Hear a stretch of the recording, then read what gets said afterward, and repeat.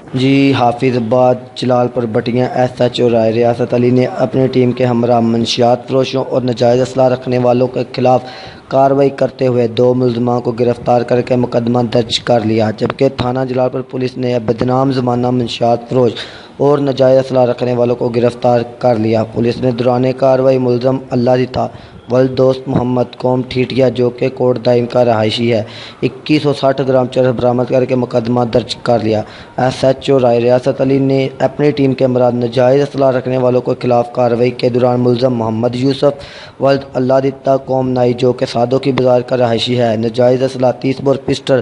5 گولیاں برآمد کر کے مقدمہ درج کر لیا۔ تھانہ جلال پور بٹیاں ایس ایچ او رائے ریاست علی کا کہنا ہے